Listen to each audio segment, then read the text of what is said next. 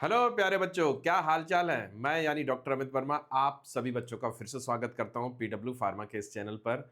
और आज PW pharma के इस चैनल पर मैं आप लोगों के लिए खास वीडियो लेकर आया हूं। उस खास वीडियो में क्या होने वाला है वो आपको अभी पता चल जाएगा। लेकिन बच्चों, उससे पहले मैं आप लोगों के लिए खास बात कहना चाहूँगा, क्योंकि हमारा जीपैट का एग्ज़ाम नज़दीक है तो हमारी धड़कनें बढ़ी हुई हैं, परेशानियाँ बढ़ी हुई हैं और हमें ये लग रहा है कि हम जो पढ़ रहे हैं उससे आएगा कि नहीं, या कहीं ऐसा ना हो कि हम आते आते हुए भी हम क्वेश्चंस को गलत कराएं। ये बहुत सारी चीज़ें हैं। तो इन दिनों में हमारे पास इसी चीज़ को प्रिपेयर करने का हमारे पास एक कह सकते हैं कि टाइम है कि हम इन चीज़ों को कैसे कम कर सकें, यहाँ पर इफेक्टिव रिवीजन कैसे कर सकें, इफेक्टिव स्ट्रेटजी कैसे बना सकें। यहाँ पर इन 5 लास्ट वीक जो आपका होने वाला है आपका, इस लास्ट वीक में हम किस तरह से हम अपनी प्रिपरेशन को बरकरार रखें। इस दौरान क्या होता है, कई बच्चे प्रिपरेशन गिव अप भी कर देते हैं, बोला टेंशन बहुत हो रही है, प्रिपरेशन बंद कर देते हैं, प्रिपरेशन छोड़ देते हैं। कई चीज़ें, कई हालात ऐसे भी आते हैं बच्चों के साथ में। तो बच्चों, गिव अप तो बिल्कुल नहीं करना है कि इतना सफ़र तय कर लिया है, थोड़ा-सा और सही, मंजिलें मिल ही जाएँगी, भटकते ही सही, गुमराह वो हैं जो घर से निकले ही नहीं। तो बच्चों, तैयार हो जाइए इस खास सेशन में, इस खास वीडियो में मैं आपको बहुत सारी चीज़ें बताने वाला हूं कि आपको इन दिनों में क्या प्रिकॉशन करना है, कैसे आपको तैयारी करनी है, क्या रिवीजन करना है, कैसे करना। मैं ये नहीं बताऊंगा कि कौन सा सब्जेक्ट कैसे पढ़ना, मैं यहाँ पर बताऊंगा कि आपको यहाँ पर अपने लिए क्या करना है। जो आपकी प्रिपरेशन जो कर रहे हो, जो भी सब्जेक्ट आप पढ़ रहे हो, उसको किस तरीके से इफेक्टिव कह सकते हैं मार्किंग में कन्वर्ट कर पाओ। तो चलिए बच्चों, शुरुआत करते हैं हम यहाँ से। तो सबसे पहले अगर हम बात करें यहाँ पर कि लास्ट मिनट का मतलब, यहाँ पर ऐसा नहीं कि एग्जाम शुरू होने के 1 मिनट पहले, एक टाइटल को देखकर लग रहा हो कि सर लास्ट मिनट वाला नहीं। ये लास्ट मिनट में नहीं, लास्ट फ्यू डेज वाला है कि कुछ दिन पहले तक हम किस तरीके से अपनी प्रिपरेशन को लेकर जाएंगे अपने, जो कह सकते हैं कि जो आप हमारा जो गोल है, हमारा जो जीपैट का जो फाइनल एग्जाम होगा, उस तक हम अपनी प्रिपरेशन को कैसे बरकरार रखेंगे, कैसे इफेक्टिव हम उसको रख पाएंगे, ताकि हमें कम से कम इतना तो हो कि हम अच्छा परफॉर्म कर पाएँ, साथ ही साथ हमारा मेंटल जो प्रेशर है वो थोड़ा-सा कम रहे इस दौरान, क्योंकि हमारा मेंटल प्रेशर बहुत बढ़ जाता है इस दौरान, क्योंकि हमारा 1 साल से 2 साल से हम लोग तैयारी कर रहे हैं, लेकिन एग्ज़ाम जो फ़ोबिया हमारे ऊपर धीरे-धीरे करके हावी होता चला जा रहा है। तो एग्ज़ाम फ़ोबिया को भी हम यहाँ पर कैसे सॉर्ट आउट करते हैं। तो चलिए शुरुआत करते हैं GPAT 2026 last week master strategy. Last week यानी जो आपका एग्ज़ाम के पहले का जो वीक है उसके लिए बताने जा रहा हूँ यहाँ पर। The last week days are not preparing days. ये प्रिपरेशन के डेज़ नहीं होते। अगर आप इनको मान के चलो सर ये प्रिपरेशन डेज़ है, तो भूल जाइए, क्योंकि प्रिपरेशन तो आप बहुत समय से कर रहे हो। ये आपके परफॉर्मेंस ऑप्टिमाइजेशन डे है कि आप अपने परफॉर्मेंस को कैसे ऑप्टिमाइज कर सकते हो, कैसे बढ़ा सकते हो। ये दिन है आपके बेसिकली, अगर देखा जाए तो, क्योंकि तैयारी देखिए, 1 हफ्ते में आप बहुत कुछ कह सकते हैं कि बहुत ज्यादा अचीव नहीं कर सकते। अचीव आप उतना ही कर पाओगे जो आपने पढ़ चुके हैं। लेकिन अब जो पढ़ा हुआ है आपने, कि उसमें और कैसे ऐड ऑन कर सकते हैं, उसको कैसे मतलब कह सकते हैं कि मार्क ऑब्टेनिंग कह सकते हैं कि टूल में कन्वर्ट कर सकते हैं, मैक्सिमम मार्क्स कैसे गेन कर सकते हैं, चलिए उस पर बात करते हैं। तो यहां पर आपका फोकस जो रहना चाहिए, आपका जो फोकस रहना चाहिए वो किन किन बातों पर रहना चाहिए, 5-6 पॉइंट अब जो मैंने आपको बताने जा रहा हूं। आपकी अपनी जो एक्यूरेसी है उसको पीक लेवल पर स्टेबलाइज रखिए। देखिए, सबसे बड़ी चीज होती है कि हम एक्यूरेसी खोते हैं, क्योंकि एक्यूरेसी खोने का सबसे बड़ा कारण यहां पर ये नहीं होता कि आपने बोला कि पढ़ाई नहीं की। एक्यूरेसी खोने का कारण क्या है, मैं सब फिर से बोलूंगा कि मेंटल स्ट्रेस। अभी आपका एग्जाम आए, एग्जाम नजदीक है, तो आपको ये लगेगा कि सर कि हम जल्दी से ये भी पढ़ लें, जल्दी से वो भी पढ़ लें। तो उस चक्कर में क्या होता है कि जल्दीबाजी के चक्कर में हमारा एक्यूरेसी चली जाती है। तो बच्चों, आपसे बोलना चाहूंगा कि यहां पर आप एक्यूरेसी मेंटेन करके रखिए। दूसरी चीज, मिस्टेक्स, गलतियां आप कर रहे हैं कि रिपीटेड मैनर में, आप देखो गलतियां कुछ ना कुछ एक रिपीटेड मैनर में करते हैं। कुछ बच्चे क्या करते हैं, क्वेश्चन को पूरा नहीं पढ़ते, कुछ बच्चे क्वेश्चन को ध्यान से नहीं पढ़ते और जल्दबाजी में लगाते हैं। तो आपको ये सब चीजों को दूर करना है। जो आपकी रिपीट साल भर से या कुछ समय से जो आप तैयारी कर रहे हो, जब से जो मिस्टेक्स हो रही हैं आपकी, उन मिस्टेक्स को एनी हाउ आपको एलिमिनेट करना है। रिपीटेशन मैनर में जो आप कर रहे हो मिस्टेक्स को एलिमिनेट करना है, ठीक है। दूसरी चीज, increasing the recall speed. Recalling, ऐसा नहीं होता कि आप पढ़ते चले जा रहे हो और पढ़ते चले जा रहे हो, लेकिन क्या होता है कि हमें पढ़ना काफी नहीं होता, हमें बिल्कुल आंखें बंद करके कुछ चीजों को रिकॉल भी करना है। रिकॉल भी करना है, जैसे फॉर्मूले रिकॉल करना है आपको, कुछ मेथड्स रिकॉल करनी है, ड्रग्स के क्लासिफिकेशन रिकॉल करने हैं, तो रिकॉलिंग मेथड बहुत इंपॉर्टेंट होती है। तो रिकॉलिंग की स्पीड बढ़ाइए, अगर आप रिकॉलिंग में विश्वास रखते हैं तो रिकॉलिंग की स्पीड बढ़ाइए। इसके अलावा अगर बात करें तो डिसीजन मेकिंग सबसे बड़ा इंपॉर्टेंट चीज होती है, क्योंकि वहां पर कई बार ऐसे क्वेश्चंस आएंगे तो वहां पर दो आपको ऑप्शंस में से चूज कर रहे हैं, दो ऑप्शंस में से चूज करने हैं, और एक ये भी डिसीजन होता है कि हम इस क्वेश्चन को अटेंड करें या ना करें। तो यहां पर अपने आप को मजबूत करना पड़ेगा, आपको स्ट्रेंथनिंग करनी पड़ेगी आपकी डिसीजन मेकिंग एबिलिटी में। इसके अलावा बात करें कंट्रोल द नेगेटिव मार्किंग, इसके लिए बहुत सारे टूल्स रहते हैं। नेगेटिव मार्किंग की सबसे बड़ी समस्या है बच्चों की, किसी भी कॉम्पिटेटिव एग्जाम में बहुत सारे टूल मैं आपको बताने जा रहा हूं यहां पर, जो कि आपकी नेगेटिव मार्किंग को कंट्रोल करेंगे। नंबर 1, एलिमिनेशन मेथड का जरूर यूज करिए अगर नेगेटिव मार्किंग से बचना है। दूसरा सबसे इंपॉर्टेंट चीज होता है कि जब भी क्वेश्चन आता है कि सिंपल क्वेश्चन है, पूछा गया कोई सिंपल क्वेश्चन है, डायरेक्ट आंसर है, तो आप उसका मन में आंसर सोचिए, तब जाके ऑप्शन देखिए। तो आपको इससे क्या होगा कि थोड़ा सा कॉन्फिडेंस आएगा और प्लस आप करेक्ट आंसर की तरफ चले जाएंगे। कई बार क्या होता है कि हम हड़बड़ी में क्या करते हैं, कुछ चीजों को क्वेश्चन को पूरा नहीं पढ़ रहे हैं, या क्वेश्चन को गलत तरीके से पढ़ लिया, एक्सेप्ट ट्रू फॉल्स को सही ढंग से नहीं देखा, तो उसके कारण क्या होता है कि ये प्रॉब्लम क्रिएट होती है। तो इसलिए माइनस मार्किंग को अगर कंट्रोल करना है तो क्वेश्चन को पहले अच्छे से पढ़िए। दूसरी इंपॉर्टेंट चीज, एलिमिनेशन मेथड लगाइए क्वेश्चन को सॉल्व करने के लिए।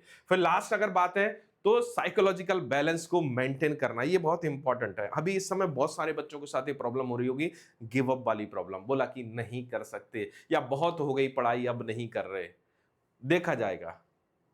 देखिए, देख जो होना है वो तो होके रहेगा, लेकिन हमें यहां पर काम और कूल रहना है, क्योंकि सारी चीजें हमने तो अपने तरफ से अपना काम कर दिया है। अब बस क्या है, अब बस हमारा लक, हमारा रैंक और सिलेक्शन डिसाइड करेगा, क्योंकि लक भी तो कोई चीज होता है। मैं लक में 100% के लिए नहीं बोल रहा, लक फैक्टर जो होता है 10 to 20% मान के चलिए लक फैक्टर वहां पर, कि कोई क्वेश्चंस ऐसे होते हैं आपको कि जो क्वेश्चंस आपने गलती से उनका गलत पढ़ लिया, क्वेश्चन को सिली मिस्टेक्स कर दी, ये सारी चीजें होती हैं, वो लक फैक्टर में कंसिडरेबल होता है। लेकिन अगर आप मेहनत में विश्वास रखते हो पहले, तो मैं बोल रहा हूं आपको 100% सक्सेस मिलेगी।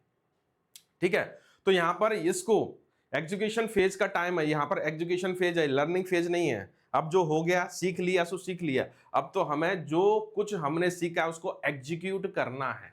ठीक है, चलिए अब यहां पर आइडल डेली स्टडी प्लान के बारे में अगर बात बताऊं तो हाई परफॉर्मेंस मॉडल के बारे में देखें तो total effective study time 8 to 9 hour होना चाहिए। अभी इस समय देखिए, इस समय अभी जो टाइम है आपका एग्जाम नजदीक है, तो आपका जो इफेक्टिव टाइम होना चाहिए कायदे से कितना होना चाहिए, 8 to 9 क्वालिटी आवर्स होना चाहिए।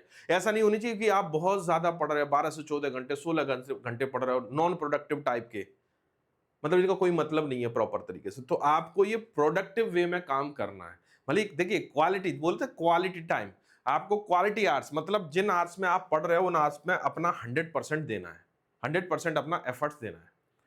अब यहां पर पूरे दिन को 3 स्ट्रेटेजिक ब्लॉक में डिवाइड करते हैं। Morning block 1, morning block, afternoon block 2, और इवनिंग ब्लॉक 3। ठीक है, इस तरीके से 3 ब्लॉक में डिवाइड कर दिया है। तो देखिए, यहां पर अगर मॉर्निंग ब्लॉक से शुरुआत करें, ब्लॉक 1 से शुरुआत करें, तो यहां पर पीक ब्रेन एफिशिएंसी जोन होता है। हम सोकर उठते हैं, बड़ी एकदम से दिमाग एकदम से शांत होता है, और हमारी जो लर्निंग एबिलिटी होती है बहुत अच्छी होती है।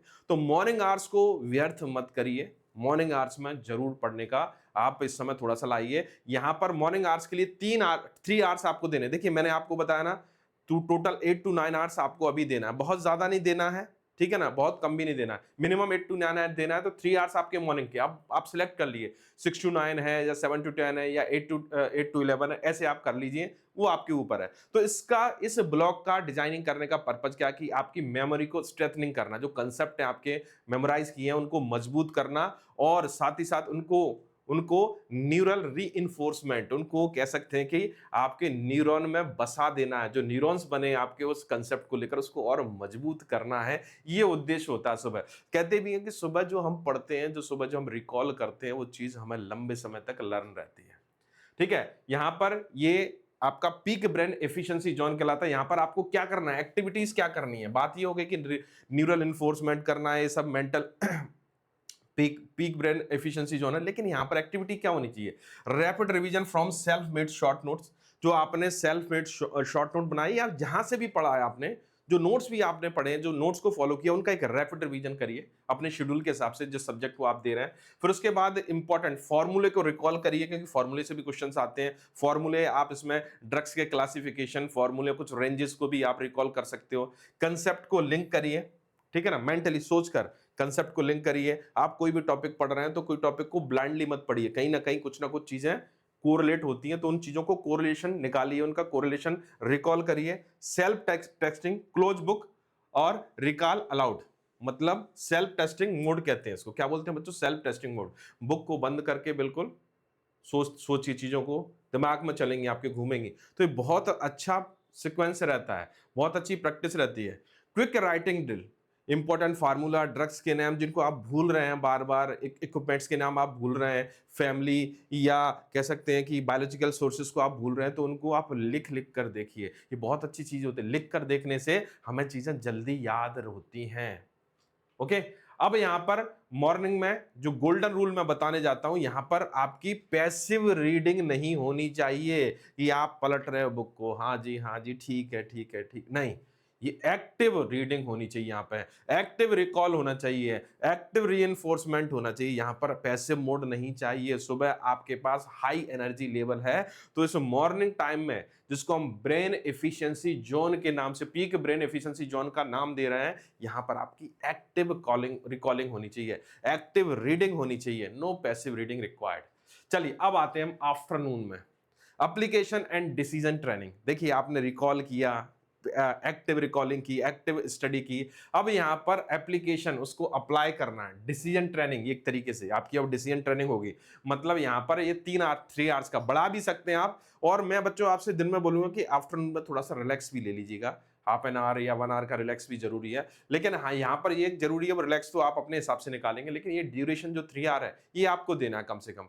तो यहाँ पर इसका पर्पज क्या है? ये एप्लीकेशन डिसीजन ट्रेनिंग वाला जो टाइम है आफ्टरनून में, इसका पर्पज क्या है? तो एक्यूरेसी को इंप्रूव करना, और साथ ही साथ टाइम प्रेशर जो आपको है, जो टाइम प्रेशर होगा आपको, जैसे कि आपको पेपर सॉल्व करना है, 36 मिनट का जो आपका कह सकते हैं कि वो आपका शेड्यूल है पेपर का, उसमें आपको 25 क्वेश्चन सॉल्व करने हैं। तो उस प्रॉब्लम को, या कह सकते हैं उस फेज को, कह सकते हैं कि सामना करने के लिए हमें अपने आप को तैयार करना है कि हमें कम समय में, कम समय में हमें किस तरीके से क्वेश्चंस को, मैक्सिमम क्वेश्चंस को सॉल्व करना और करेक्ट सॉल्व करना है। एक्टिविटीज क्या होनी चाहिए आपकी? टाइम्ड मिक्स्ड एमसीक्यू प्रैक्टिस होनी चाहिए, मतलब टाइम बेस्ड पर आपके मिक्स्ड एमसीक्यू करिए। आप एक सब्जेक्ट के मत करिए लगभग लगभग, क्योंकि पेपर एक सब्जेक्ट से नहीं आता, सभी सब्जेक्ट से आता है, तो मिक्स क्वेश्चन करिए यहाँ पर। तो मूक टेस्ट लगाना बेटर है, कम से कम 40 to 60 क्वेश्चन, और मैं तो कहूंगा करीब करीब 100 एमसीक्यूज तो आप सॉल्व करिए, और पीवाईक्यू भी इसमें शामिल कर लीजिए, ठीक है ना। और यहां पर जो प्रैक्टिस होनी चाहिए आपकी, एग्जाम लाइक एनवायरनमेंट होना चाहिए। ऐसा नहीं होना चाहिए कि आपने कि 2 क्वेश्चन कर लिए फिर और काम करने चले गए, फोन आ गया फिर फोन पे बात करने लगे, नहीं। आपने जो पेपर देना है वो, मैं तो ये कहूंगा आपको फुल लेंथ मॉक टेस्ट दीजिए, 125 क्वेश्चन के फुल लेंथ मॉक टेस्ट दीजिए। यहाँ पर 40 से 60 क्वेश्चन नहीं, मैं तो यहाँ पर क्लियर बोलूंगा, नहीं, 125 एमसीक्यूज आप करिए एक्टिवली, ये आपका जरूरी मिक्स क्वेश्चन। और टाइम बाउंडेड करिए इसको, जो भी आपका एग्जाम का पैटर्न है, एग्जाम लाइक एनवायरनमेंट फील करके एक साथ में आपको पूरा करना है। और उसके बाद फिर आपको जो लगता है कि क्वेश्चंस आपसे 50-50 हो रहे थे, या डाउट आ रहा था जिनमें आपको, आपने छोड़ दिए, डाउट के कारण छोड़ दिए, आपने लगाए लेकिन गलत हो गए, अब उन क्वेश्चंस को आप मार्क कर लीजिए, mark the doubtful questions. Then focus on question interpretation speed, question की इंटरप्रिटेशन स्पीड पर फोकस करना यहां पर लाजमी है, ठीक है ना। क्वेश्चंस को कितनी जल्दी से आप सॉल्व कर पा रहे हैं, ठीक है। इंटरप्रिटेशन करना मतलब एक तरीके से अगर हम बात करें कि क्वेश्चन को कैसे डिकोड कर पा रहे हैं, कितनी जल्दी हम क्वेश्चन का आंसर तक पहुंच पा रहे हैं, ये इंपॉर्टेंट है। तो इस पर फोकस हमारे लिए होना जरूरी है। उसके बाद अगर हम बात करें, प्रैक्टिस के बाद कुछ पॉइंट्स अपने मन में सोचना चाहिए, मन में सोचना चाहिए या देखना चाहिए कि why was it was wrong, ये क्वेश्चन क्यों गलत हुआ, क्या मैंने जल्दबाजी की, ठीक है ना। Was it is a gas, क्या मैंने गैसिंग करके इसको सॉल्व किया, अकड़ बक्कड़ करके। कंसेप्चुअल गैप और केयरलेस मिस्टेक, हाँ ये बहुत इंपॉर्टेंट है, मैं इसमें सबसे ज्यादा इंपॉर्टेंट ये दूंगा। देखिए हड़बड़ी तो करते हैं बच्चे, लेकिन कंसेप्चुअल गैप और केयरलेस मिस्टेक, क्वेश्चन को सही से ना पढ़ पाना, और क्वेश्चन कई बार क्या होता है, कंसेप्ट भी हमारा डेवलप नहीं होता, या कंसेप्ट मिसकंसेप्ट होता है। कई बच्चों को कई चीजें ऐसी, मतलब नॉन रेफरेंस बुक से पढ़ लेते हैं या कहीं से भी पढ़ लेते हैं तो वो उनको वहां पर क्या होता है, कंफ्यूजन क्रिएट होता है और क्वेश्चंस गलत होते हैं। तो यहां पर आपको इन चीजों का, 4 चीजों का ध्यान रखना है क्वेश्चन सॉल्व करने के बाद। क्यों गलत हुआ, क्या मैंने जल्दबाजी की, क्या मेरा कंसेप्चुअल गैप था, या मैंने कुछ केयरलेस किया, क्या मैंने गैसिंग किया। ये बहुत इंपॉर्टेंट चीज है, इन 4 पहलुओं पर दोस्तों ध्यान रखिएगा। ये आपका फाइनल एग्जाम में आपकी एक्यूरेसी को इंप्रूव करने में हेल्प करेंगे। Right it down in your final error notebook. इसको आपकी एक एरर नोटबुक भी बनाइए, उसको लिख लीजिए उन क्वेश्चंस को जो आपने गलत किए हैं, और गलती का कारण भी लिखिए, हमने क्यों गलत किए, तो आपको बहुत मदद मिलेगी इसको। तो यहां पर इंपॉर्टेंट चीज, प्रैक्टिस इंपॉर्टेंट नहीं है अकेला, यहां पर प्रैक्टिस अकेला इंपॉर्टेंट नहीं है, उस प्रैक्टिस की एनालिसिस भी इंपॉर्टेंट है। तो एनालिसिस के बाद जो कंक्लूजन आएगा वो आपके लिए बेनिफिशियल रहेगा बच्चों। अब आते हैं ब्लॉक 3 जो कि इवनिंग जोन है। यहां पर आप करेक्शन और स्टेबलाइजिंग फेज में पहुंच चुके हैं। अब आपको यहां पर क्या करना है कि सुबह एक्टिव रिकॉल किया, दोपहर में क्या किया आपने, प्रैक्टिस की, एक्टिविटी की, और शाम को करेक्शन और स्टेबलाइजेशन फेज। ये 2 to 3 आवर आप बढ़ा भी सकते हैं, मैं फिर से बोलूंगा आप बढ़ा भी सकते हैं। लास्ट टाइम है, मैं नहीं कहूंगा कि बाउंड होके आप इतने रहे, लेकिन जितना भी करें आप 14 आवर्स भी पढ़ रहे हैं तो आपका 14 आवर्स भी आपका कैसा होना चाहिए, क्वालिटी होना चाहिए। तो यहां पर पर्पज क्या है, इस ब्लॉक का पर्पज क्या है, इवनिंग ब्लॉक जो हमने डेवलप किया उसका पर्पज क्या है, एरर एलिमिनेशन करना है यहां पर, और मेमोरी को कंसोलिडेट करना है, एरर को हटाना, और मेमोरी को जो क्वेश्चंस के आंसर्स हैं, या कह सकते हैं जो कंसेप्ट हैं, या जो कह सकते हैं कि जो इंपॉर्टेंट थिंग्स हैं, उनको रिमेंबरिंग, उनकी रिमेंबरिंग को क्या करना, स्ट्रेथनिंग करना, उसको मजबूत करना है। ओके, यहां पर एक्टिविटी क्या होनी चाहिए इस फेज में, रिवाइज फाइनल एरर नोटबुक को देखिए आप, ठीक है ना, जितने भी आपके जितने टाइम से आप एरर लिख रहे हो उसकी एरर नोटबुक को एक बार चेक करिए, ठीक है। मार्क एमसीक्यू जो आपसे गलत हुए या बन नहीं पाए उनको देखिए आप जाकर। फ्लैश रिवीजन, अब आपका एक इंपॉर्टेंट एक क्विक रिवीजन टाइप का होगा जिसमें चार्ट्स, फ्लो चार्ट्स, आपका निमोनिक्स, लिस्ट, क्लासिफिकेशन, ये सारी चीजों को एक बार फ्लैश रिवीजन, फ्लैश मतलब एक फास्ट रिवीजन, और फॉर्मूलाज, फॉर्मूले के साथ में मैं बोलूंगा क्लासिफिकेशन, अकेला फॉर्मूला नहीं, यहां पर आपके ड्रग्स के क्लासिफिकेशंस, ठीक है, ड्रग्स के क्लासिफिकेशन, और दूसरे इक्विपमेंट्स के नेम, कौन सा इक्विपमेंट कहां यूज होता है, और इसके अलावा और भी बहुत सारी चीजों को आप एक्टिव रिकॉल करिए।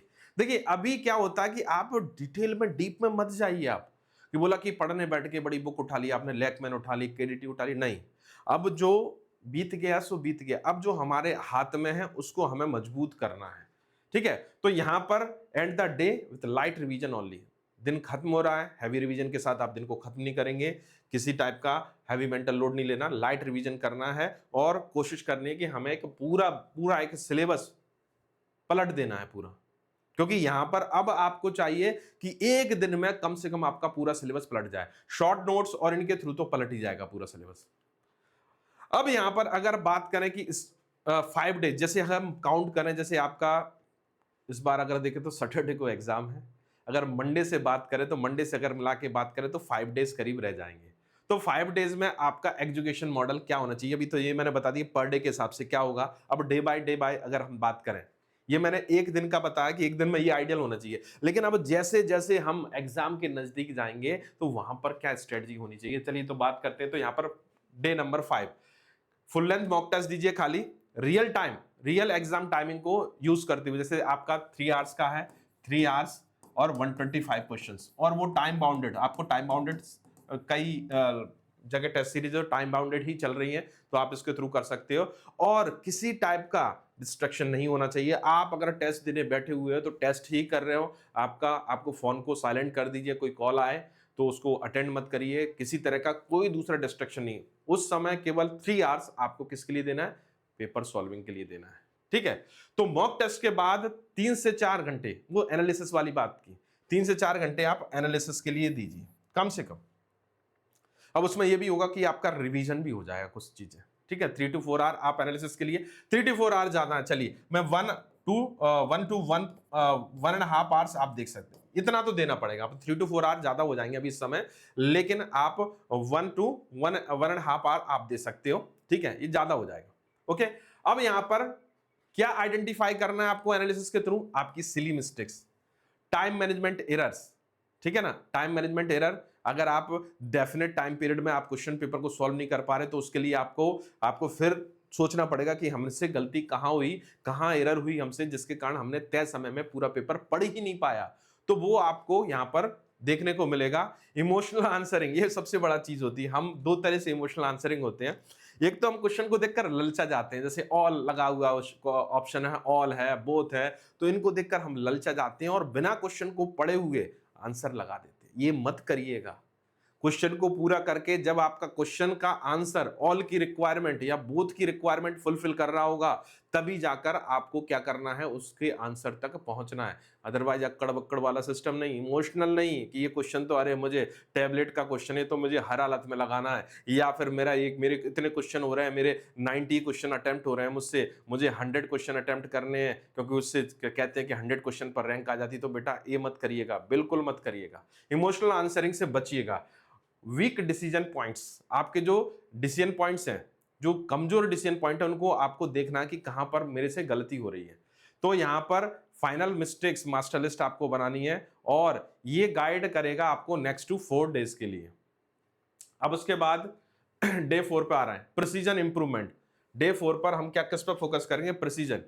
ठीक है ना। तो यहां पर क्या कर रहे हैं, किसी तरह की ओवरलोडिंग नहीं करना। ठीक है ना। 2 to 3 टाइम्ड मिनी टेस्ट देने, छोटे छोटे टेस्ट देने, हो सकता है 50-50 क्वेश्चंस के दे लीजिए आप, 2 to 3 टेस्ट। ठीक है ना। वो टेस्ट कब देने हैं आपको, आफ्टरनून में देने हैं, याद रखना ये आफ्टरनून वाला सिस्टम है। आफ्टरनून में आपको टाइम निकालना है। ठीक है। तो यहां पर क्या करना है, क्वेश्चन को कौन सा क्वेश्चन सॉल्व करना है, कौन सा क्वेश्चन सॉल्व नहीं करना है, मतलब किसका आंसर देना है, किसका आंसर नहीं देना है, और किस पर फोकस करना है, ये आपकी यहां पर आपकी स्ट्रेटजी इंप्रूव हो जाएगी। ठीक है। वर्क ऑन रिकरिंग मिस्टेक्स, जो आपकी मिस्टेक्स आ रही हैं उनके ऊपर आपको काम करना है यहां पर इस दिन में। साथ ही साथ आपका जो formula revision, chart revision, flow chart, वो रिवीजन पर भी आपको ध्यान देना है यहां पर। ठीक है ना। ओवरलोडिंग किसी तरह की नहीं। अब उसके बाद डे 3 पर आते हैं, स्पीड एंड स्टेबिलिटी। अब डे 3 जैसे ही आएगा, आपने मिस्टेक्स को भी देख लिया, हम मिस्टेक्स कहां कर रहे हैं, क्वेश्चन को सॉल्व करने में गलती कहां हो रही, तो वो सारी की सारी चीजें आपके हाथ में होंगी। अब उसको इंप्लीमेंट करने का वक्त है। अब यहां पर किसी तरह का हैवी मॉक टेस्ट नहीं देना है। ठीक है ना। किसी तरह का हैवी स्टडी नहीं करनी है आपको, मॉक देना है। ठीक है ना। मॉक टेस्ट अटेम्प्ट करना है। हैवी किसी तरह का लोड नहीं लेना है, बहुत ज्यादा लोड नहीं लेना कि मैं ये भी पढ़ लूं, मैं वो भी पढ़ लूं। देखिए पढ़ना था जो पढ़ लिया, अब केवल आपको प्रैक्टिस पर ध्यान देना है। तो आप मॉक टेस्ट करिए। तो यहां पर मॉडरेट एमसीक्यू प्रैक्टिस आपको करनी है। ठीक है ना। इंक्रीज सॉल्विंग स्पीड, आपकी जो क्वेश्चन को सॉल्विंग स्पीड है उसको इनहांस करना है। ये डे 3 है आपके एग्जाम के जस्ट बिफोर, मतलब एग्जाम के जस्ट कुछ मतलब अगर मान के चलें तो एग्जाम के 2 दिन पहले का, एक तरीके से 3 दिन पहले की स्ट्रेटजी है। उसके बाद देखें रिफाइन स्किपिंग स्ट्रेटजी, आपकी जो क्वेश्चन को कैसे स्किप करना है, किस क्वेश्चन को स्किप करना है, उस पर भी आपको उसकी स्ट्रेटजी पर भी ध्यान देना पड़ेगा। इसके बाद आपकी जो मिस्टेक बुक है, नोटबुक है, उसको एक बार थोरोली देखना पड़ेगा, ओके। चलिए अब इसके बाद बात करें हम डे 2 पर। डे 2 यानी हम पहुंच चुके कब, किस पर, थर्सडे पर। ये था आपका डे 3 था वेडनेसडे, थर्सडे मतलब डे 2 मतलब 2 दिन पहले का, और डे 1 मतलब एग्जाम के जस्ट 1 दिन पहले का। तो यहां पर अगर बात करें तो यहां पर मेंटल फ्रेशनल और रिकॉल द स्ट्रेंथ, ये दोनों चीजों पर काम करना है।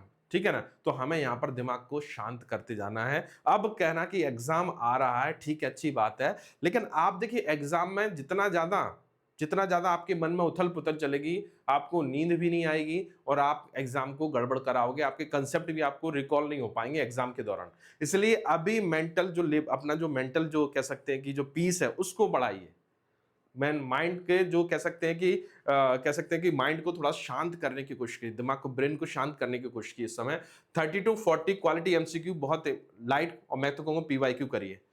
फॉर्मूला, चार्ट, निमोनिक्स, आपके जो शॉर्ट नोट्स हैं उनको रिकॉल करिए। ठीक है ना।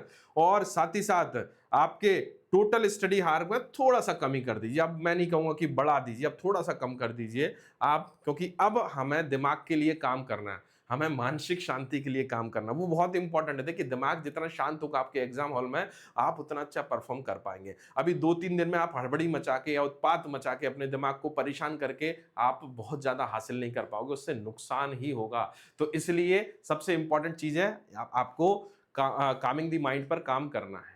फिर 1 डे बिफोर, जस्ट जैसे कि फ्राइडे मान के चलते हैं, आपका सैटरडे को एग्जाम है, फ्राइडे को अगर हम देखें तो ये आपका मेंटल क्लैरिटी को डिसाइड करने वाला दिन है। तो मॉर्निंग में आपको क्या करना है कि लाइट रिवीजन करना है, वही फ्लो चार्ट्स, निमोनिक्स, अपने शॉर्ट नोट्स को, फॉर्मूला और शॉर्ट नोट्स को एट अ ग्लांस हमको करना है, और किसी तरह की हैवी सॉल्विंग पर नहीं जाना है। नहीं तो आप पता चला कि लेंथी क्वेश्चंस को या टफ क्वेश्चन को सॉल्व करने के लिए बैठ गए तो उससे आपको डिमोरलाइजेशन हो सकता है। तो ये बहुत इंपॉर्टेंट चीज है।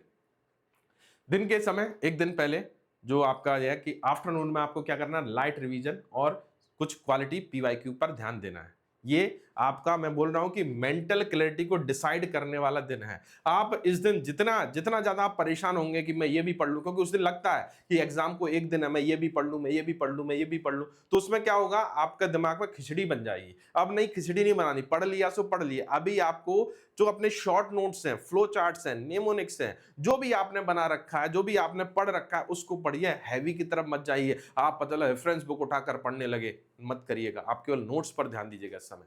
और इवनिंग समय पर आए तो पढ़ाई, दोपहर के बाद पढ़ाई बंद कर दीजिएगा। शाम को जहां पर भी, जिस आप मंदिर मस्जिद जो भी है वहां पर जाइए, ठीक है ना, गॉड के पास जाइए थोड़ा सा।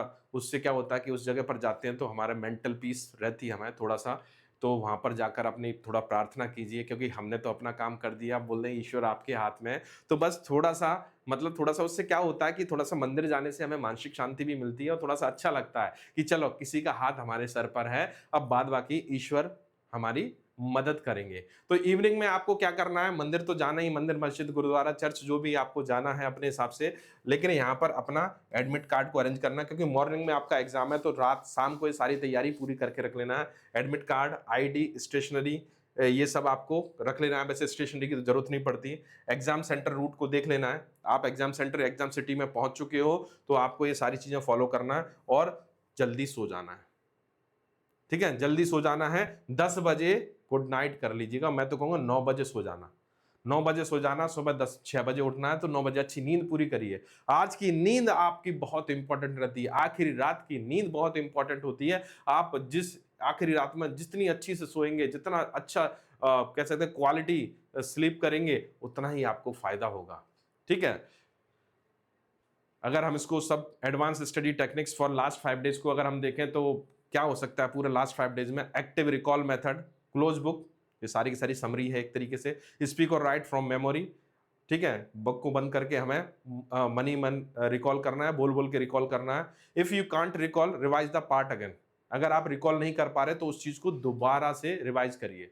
40 to 10 focus, 45 to 10 focus rule. 45 minute आप पढ़िए, 10 मिनट आप रेस्ट करिए, रिलैक्स करिए। सॉन्ग सुन सकते हैं या फिर कुछ रिलैक्स होकर बैठ सकते हैं आंखें बंद करके, ठीक है, पावर नैप ले सकते हैं, कुछ भी करिए, लेकिन 45-10 का रूल रखिए।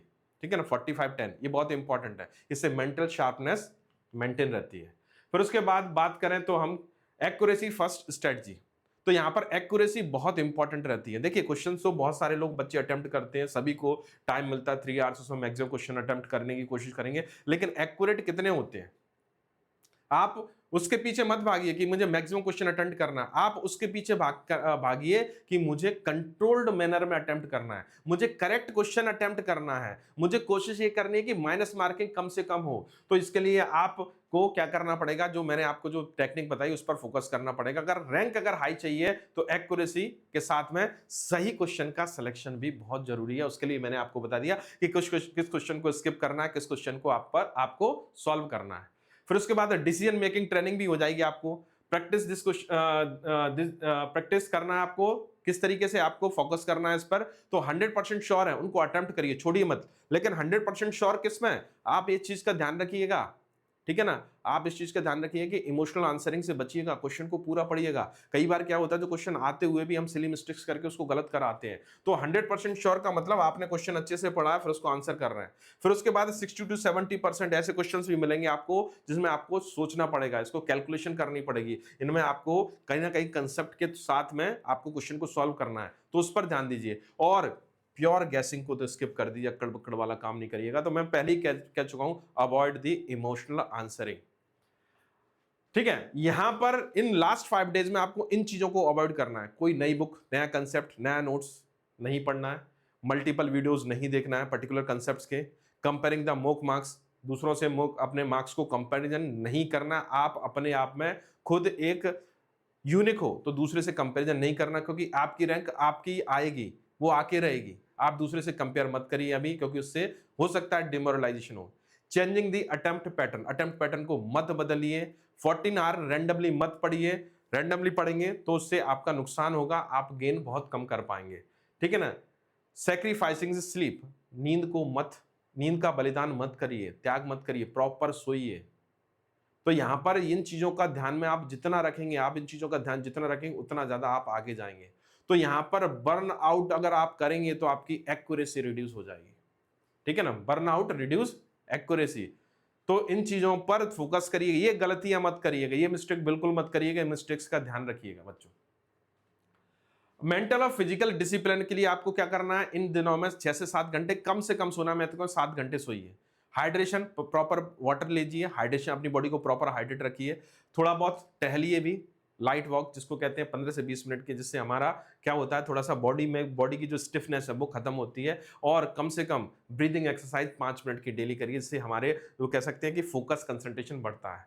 और सबसे इंपॉर्टेंट चीज जो रेड कलर से हाईलाइटेड है, अभी इन दिनों में सोशल मीडिया को ब्लॉक कर दीजिए, सोशल मीडिया से दूर रखिए। अगले 7 दिन के बाद सोशल मीडिया रहेंगे और आप रहेंगे। ओके। अब यहां पर एग्जाम हॉल में क्या करना है आपको, वैसे इसके लिए काफी बताया जा चुका है, लेकिन फिर भी बता सकता हूं आपको, यहां पर थोड़ा सा बता देता हूं। राउंड 1, राउंड 3 में आपको क्वेश्चन सॉल्व करने हैं। सबसे पहले इजी और डायरेक्ट क्वेश्चंस को सॉल्व करना है। फिर उसके बाद ऐसे क्वेश्चंस मिलेंगे जो कि आपको इनको सॉल्व करना पड़ेगा, आपको मॉडरेटली डिफिकल्ट होंगे, जिनको आपको कैलकुलेट करना पड़ेगा या कंसेप्ट अप्लाई करना पड़ेगा, या कहीं ना कहीं कोरिलेट करके इनको सॉल्व करना है आपको। मतलब गैसिंग नहीं है, ये आपके जो कंसेप्ट आपने बनाया उसके बेस पर आपको सॉल्व करना है। और फाइनल, अब तीसरे राउंड में कौन सा बोला सर, जो बचे हुए क्वेश्चन उनका क्या करना, उनको छोड़ देना भैया।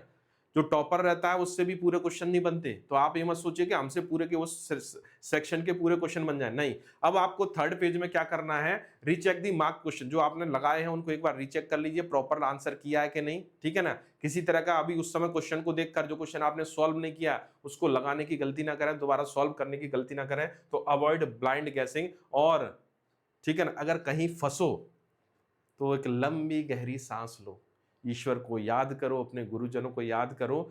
आता है क्वेश्चन तो ठीक है, नहीं तो आगे बढ़ जाओ। और भी बहुत सारे क्वेश्चंस मिलेंगे आपको जो कि आपका सिलेक्शन कराएंगे। कई बार ऐसा भी होता है कि हमसे एक क्वेश्चन नहीं बना, 2 क्वेश्चन नहीं बना, 3 क्वेश्चन, हम डर जाते हैं, बोला कि सर अब क्या करें, हम सॉल्व सिलेक्शन नहीं होगा। बेटा बस वही चीज है, वो ईश्वर भी आपकी परीक्षा लेते हैं कि आपके धैर्य की परीक्षा होती है कि बच्चा कितनी देर तक टिका रहा। 4 क्वेश्चन, 5 क्वेश्चन भी गलत हो गए आपके, कोई बात नहीं, नहीं बन रहे आपसे कोई बात नहीं, लेकिन नेक्स्ट क्वेश्चन आपसे बनना शुरू हो जाएगा। मैं ये बोल रहा हूं, आप ध्यान रखना, अगर आपने पढ़ाई की है, आपने मेहनत की है, तो आपको आगे के क्वेश्चंस आपके डेफिनेट सी बात है बनना शुरू हो जाएंगे। तो आप घबराइएगा नहीं बिल्कुल, कहीं पर फंसो तो नेक्स्ट क्वेश्चन पर मूव कर जाइएगा। चलिए, फाइनल परफॉर्मेंस माइंडसेट क्या होना चाहिए इन 5 दिनों में, स्टेबिलिटी होनी चाहिए। हमारी पढ़ाई जितनी हम कर रहे हैं वो एक मैनर में करनी चाहिए, हमें अपने ऊपर कॉन्फिडेंस रखना चाहिए कि जो हम पढ़ रहे हैं उसी से आएगा। हमें प्रिसीजन पर ध्यान देना है, एक्यूरेसी प्रिसीजन पर ध्यान देना है, माइनस मार्किंग कम से कम करनी है, स्पीड को मेंटेन रखना है, बहुत जल्दी जल्दी क्वेश्चन सॉल्व नहीं करने, बहुत स्लो नहीं करने। और साथ ही साथ इमोशनल डिसिप्लिन, किसी की बातों में आकर आप ये मत सोचिएगा अरे वो कैसा पढ़ रहा है, अच्छा पढ़ रहा है, या वो बोल रहा है, आपका दोस्त बोल रहा है कि मैंने तो पढ़ाई छोड़ दी यार, कुछ समझ नहीं आ रहा। आप किसी की बातों में मत आइए, आप अपना ध्यान रखिए। ठीक है ना, you are not studying, you are sharpening your performance. ये आपके, मैंने पहले ही बोला था कि इस जो आपके जो लास्ट वीक है, ये आपकी लर्निंग का फेज नहीं है, आपके किसका, इंप्रूवमेंट का फेज है। आपने जो पढ़ लिया उसको कैसे इंप्रोमाइज करें, उसको कैसे ऑप्टिमाइज करें, तो ये बहुत इंपॉर्टेंट डेज हैं दोस्तों आपके लिए। चलिए तो दोस्तों, बहुत लंबा वीडियो हो गया। आप डेफिनेट सी बात है कि आप लोग अब एग्जाम के उसमें कह सकते हैं कि प्रेशर में हो गए, अभी दिमाग में बहुत सारी चीज़ें चल रही होंगी। तो बच्चों, लेकिन लास्ट जो वीक की जो स्ट्रेटजी, 5 डेज की जो मैंने स्टडी, लास्ट 5 डेज की जो स्ट्रेटजी मैंने बताई, और एग्जाम हॉल में आपको क्या करना है उस चीज़ का भी बहुत ध्यान रखिएगा। अपनी सबसे इंपॉर्टेंट चीज़, अपने मन को शांत कर रखने की कोशिश करिएगा। आप ये मान के चलिएगा जो आपने पढ़ा है उसी से क्वेश्चन आएगा, और जो आपने छोड़ा है उससे क्वेश्चन नहीं आएगा। चलिए बच्चों, मिलते हैं नेक्स्ट कुछ इस तरह के और नेक्स्ट वीडियो के साथ नेक्स्ट वीडियो में। तब तक के लिए आप मुझे आज्ञा दीजिए। Thank you so much, take care, जय हिंद, जय भारत, नमस्कार।